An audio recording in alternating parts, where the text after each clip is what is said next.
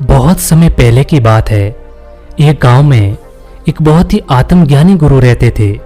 उन गुरु को देखकर गांव के सभी लोग उनके पास जाते और उनसे कहते कि गुरुदेव, आप बहुत बड़े आत्मज्ञानी हैं, आपको सभी प्रकार का ज्ञान है, तो आप हमें ज्ञान के संबंध में कुछ बताइए। आप हमें ये बताइए, क्या इस संसार में भगवान मौजूद है, और यदि भगवान मौजूद है तो कहाँ पर है। ये सुनकर गुरु बोले, भगवान के बारे में बताना बहुत कठिन है, इसलिए मैं उसके बारे में आपको अभी नहीं बता सकता। यह सुनकर गांव वाले हैरान रह गए। गांव वालों ने बहुत जिद की और बहुत दिनों तक गुरु के पीछे पीछे घूमते रहे। सभी गांव वालों ने यह हट पकड़ रखी थी कि गुरु जी से कैसे भी करके भगवान के बारे में पूछना ही पूछना है। फिर एक दिन गुरु जी उन गांव वालों की बात मान गए और वो गांव के चौपाल में आ गए। गांव के चौपाल में गुरु जी आए और गुरु जी एक बड़े तख्त पर बैठ गए और नीचे सारे गांव वाले बैठे थे। गुरु जी ने कहा, अब पूछो, क्या पूछना है। सभी गांव वाले एक ही सुर में बोले, क्या इस दुनिया में भगवान मौजूद है, और यदि भगवान मौजूद है तो वो कहाँ पर है। गुरु जी ये बात सुनकर उन गांव वालों से बोले, मैं भगवान के बारे में आपको बताऊंगा, लेकिन उससे पहले मैं आपसे एक सवाल पूछना चाहता हूँ। वो गांव वाले बड़े अचंभित होकर पूछे कि गुरु जी आखिर हमें क्या पूछना चाहते हैं। गांव वालों ने हाँ कहा तो गुरु बोले, मुझे आप लोग ये बताइए, क्या आप लोग भगवान को मानते हैं, और क्या आप भगवान को जानते हैं। सारे गांव वाले एक ही सुर में बोले कि जी हाँ गुरु जी, ना तो हम भगवान को जानते हैं और ना ही भगवान को मानते हैं। जैसे ही गांव वालों ने ये बात बोली तो गुरु जी अपने तख्त से उठ गए और वो वहां से जाने लगे।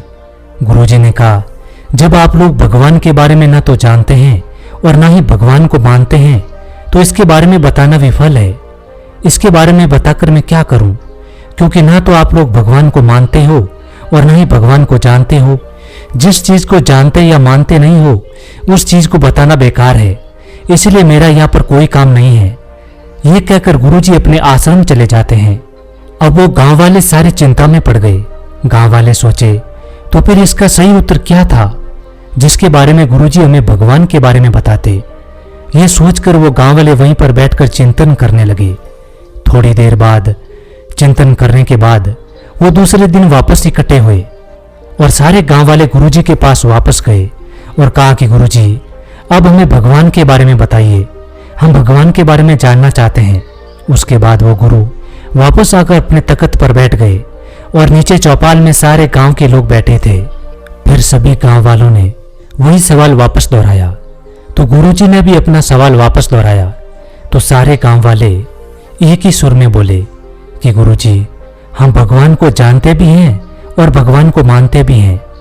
गांव वालों के मुंह से ये बात सुनकर वो गुरुजी वापस अपने तख्त से उठ गए और गांव वालों से कहा कि जब आप उस चीज को जानते भी हो और उस चीज को मानते भी हो, तो उसके बारे में और क्या बताऊं। अब आप लोग जानते हो और मानते भी हो, अब मेरा यहाँ पर कोई काम नहीं। यह कहकर वो गुरुजी वापस अपने आश्रम चले जाते हैं। अब गांव वालों को और ज्यादा चिंता होने लगी। गांव वाले सोचे कि अब इसका सही उत्तर क्या था जो हमें देना चाहिए था। उसके बाद गांव वाले आसपास जितने भी विद्वान आदमी थे और पंडित लोग थे जिन्होंने बहुत अच्छी पढ़ाई कर रखी थी, उनको इकट्ठा किया और गुरुजी के इस प्रश्न का सही उत्तर जानना चाहा। उसके बाद सारे गांव वाले और पंडित लोग इकट्ठे होकर एक तरकीब लगाई और गुरुजी को वापस उस तख्त पर बैठाया और वापस उसी तरह चौपाल लगाया। उसके बाद सब गांव वाले और पंडित इकट्ठे होकर गुरुजी से सवाल पूछा, क्या गुरुजी, इस दुनिया में भगवान मौजूद है, और यदि भगवान मौजूद है तो वो भगवान कहाँ है। गुरुजी ने भी वापस अपना सवाल पूछा, क्या आप भगवान को मानते और जानते हैं। गुरुजी का ये सवाल सुनकर सारे गांव वाले आधे आधे हिस्से में बट गए। आधे लोगों ने कहा, हम जानते भी हैं भगवान को और मानते भी हैं, और आधे हिस्से वाले लोगों ने कहा कि गुरुजी, हम ना तो भगवान को जानते हैं और ना ही मानते हैं, हमें क्या करना चाहिए।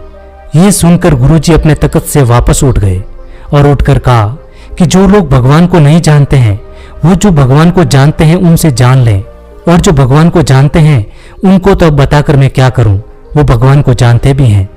ये बोलकर गुरुजी अपने वापस आश्रम चले गए। गांव वाले अपनी चिंता में वापस पड़ गए।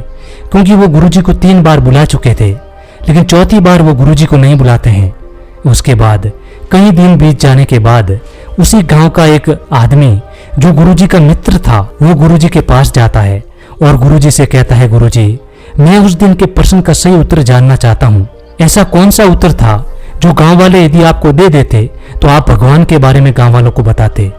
उसके बाद वो गुरुजी कहते हैं, मैं 3 बार गांव वालों को जवाब देने चला गया था और भगवान के बारे में बताने भी चला गया था। यदि वो गांव वाले मुझे चौथी बार वहां पर बुला लेते तो मुझे उन लोगों को भगवान के बारे में बताना पड़ता, लेकिन उन लोगों ने चौथी बार मुझे नहीं बुलाया।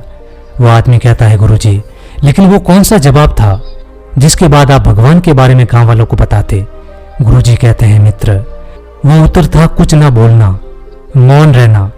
क्योंकि जब आप मौन रहते हो तभी प्रश्न खड़ा होता है, तभी उत्तर देने को बनता है।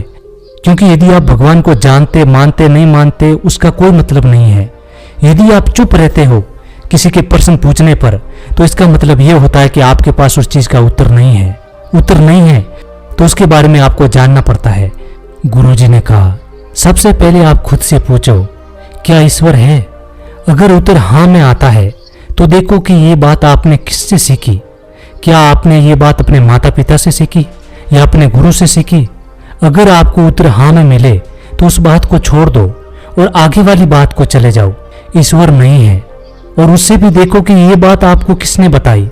उसके बाद आपको मिलेगा उत्तर, एक खामोश मन हमें ध्यान की तरफ लेकर जाता है और मौन आपकी जिंदगी के रास्ते खोल देता है। वह जो छोड़ता उत्तर है वो परमात्मा को उपलब्ध होता है। जब आप मौन हो जाते हो तो आपको कुछ ढूंढना चाहिए, क्योंकि संसार में शांत रहकर ही सब कुछ हासिल किया जा सकता है। क्योंकि शब्दों के जाल में हम जब फंस जाते हैं, एक बार यदि हम शब्दों के जाल में फंस गए तो उसे निकलना बहुत मुश्किल हो जाता है। इन्हीं शब्दों की वजह से तो इंसान दिल से उतर जाता है और इसी शब्दों की वजह से इंसान दिल में उतर जाता है। शब्द हमारे हथियार की तरह है, शब्द हमारी कमजोरी है।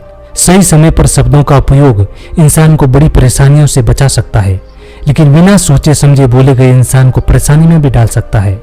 शब्दों के दांत नहीं होते, लेकिन शब्द जब काटते हैं तो बहुत ज्यादा तकलीफ होती है और कभी कभी घाव इतने गहरे हो जाते हैं कि जीवन खत्म हो जाता है, परंतु वो घाव खत्म नहीं होते। जैसे कि महाभारत में द्रौपदी का ये कहना कि अंधे का पुत्र अंधा होता है, महाभारत के युद्ध का एक मुख्य कारण बना था। कैकेयी के बोले गए शब्द राजा दशरथ के दुख का कारण बने। कैकेयी ने राम को वनवास भेज दिया, जिससे राजा दशरथ वीरान पड़ गए और तड़प तड़प पर मरे। इसीलिए मनुष्य को कुछ भी बोलने से पहले बहुत सोच समझकर बोलना चाहिए, क्योंकि जब भी हम कुछ बोल देते हैं तो उसे वापस नहीं लिया जा सकता। किसी भी चीज के बारे में तब भी जान सकते हो जब आप समझने का प्रयास करते हो। अगर आप बोलते रहोगे तो आप कभी भी कुछ भी नहीं समझ पाओगे, ना कभी कुछ सीख पाओगे। सीखने का सबसे अच्छा तरीका है मौन रहकर। जैसे हम परमात्मा को प्राप्त कर सकते हैं, अगर इस वर्ग को प्राप्त करना चाहते हो तो सबसे पहले आप शांत रहना सीख जाइए। आप परमात्मा की असीम शक्ति को प्राप्त कर लोगे।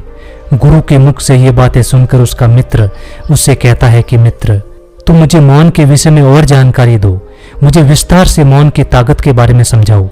मित्र की बात सुनकर गुरु बोलते हैं, मौन एक ऐसा उपाय है जिसे अतिरिक्त जगत की सारी दुनिया में भी मदद नहीं मिलेगी, तब आपको मौन आपकी मदद करता है। यदि आपको मोक्ष के मार्ग पर जाना है तो सबसे पहले आप अपने मन को काबू कीजिए, उससे पहले आप अपनी जबान को काबू कीजिए और उसके बाद आप मोक्ष की भरपूर जिंदगी का मजा लोगे। उसके बाद वो गुरुजी अपने मित्र को एक कहानी सुनाते हैं और कहते हैं कि ज्यादा बोलना कैसे आपको मुसीबत में डाल सकता है। एक बार एक शिकारी जंगल में शिकार करने गया। घने जंगल में शिकारी को कोई भय नहीं था, मगर एक स्थान पर उसे 2-3 मानव खोपड़ी दिखी। थोड़ा सहम तो गया, लेकिन तुरंत ही उसका डर जाता रहा। इसमें से एक खोपड़ी बोल उठी, तुम यहाँ इतने जंगल में क्यों आए हो? शिकारी ने जवाब दिया, शिकार करने। और तुम यहाँ कैसे पहुंच गए? खोपड़ी बोली, अधिक बोलने के कारण मैं यहाँ पहुंच गई। शिकारी ये सुनकर बड़ा हैरान हुआ। वो भागा भागा राजा के राज दरबार में पहुंचा और सारा हाल सुना दिया। राजा ध्यान से उसकी बात सुनता रहा। राजा समझ गया कि इसने जरूर मदिरा पी रखा है, इसीलिए पुरस्कार के लालच में ये इतना अनाप शनाप बोल रहा है। उसने शिकारी को डराया, लेकिन वो झूठ बोलने को राजी नहीं था। शिकारी ने तो सच में वो सब देख रखा था। उसके बाद राजा ने 4 सैनिकों को बुलाकर आदेश दिया, इस शिकारी के साथ जंगल में जाओ और इसकी बात की सत्यता से परखो। अगर इसकी बात सच निकली तो इसे इनाम मिलेगा, अन्यथा वहीं पर इसका सर कलम कर देना। चारों सैनिक उसके साथ जंगल में उसी जगह पहुंचे। खोपड़ी पहले से पड़ी थी। सैनिकों ने शिकारी को अपनी बात सिद्ध करने को कहा। इस पर शिकारी ने खोपड़ी को पुनः वही सवाल पूछा कि तुम यहाँ पर कैसे पहुंची, लेकिन खोपड़ी ने कोई जवाब नहीं दिया। शिकारी द्वारा बार बार पूछे जाने पर भी खोपड़ी ने कोई उत्तर नहीं दिया। तब सैनिकों ने उस शिकारी का सर धड़ से अलग कर दिया और राजा को आकर सारी बात बता दी। इधर सैनिकों के जाने के बाद पुरानी खोपड़ी बोल पड़ी, तुम यहाँ कैसे आए? तभी शिकारी की खोपड़ी ने जवाब दिया, अधिक बोलने के कारण मैं यहाँ पहुंच गया। मनुष्य एक विचारशील प्राणी है, इसीलिए उसे इतना ही व्यक्तित्व रखना चाहिए जितना आवश्यक हो। परिस्थिति के अनुरूप ही बोलना चाहिए। कई बार अधिक बोलने के कारण जगहसाई हो जाती है और उपरोक्त के अनुसार जो प्राणी ज्यादा बोलता है वो अपनी जान से भी हाथ धो बैठता है। इसीलिए कम बोलना अधिक प्रभावशाली और उत्तम माना गया है।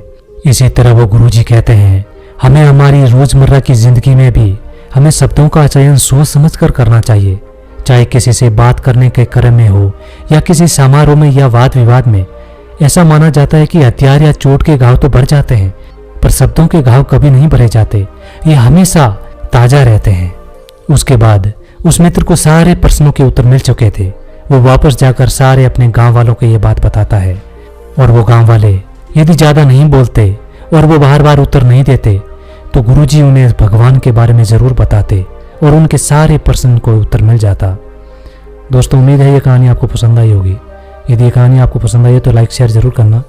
हमारे चैनल को सपोर्ट करने के लिए सब्सक्राइब जरूर करना। मिलते हैं अगली कहानी में, तब तक के लिए अपना ख्याल रखें।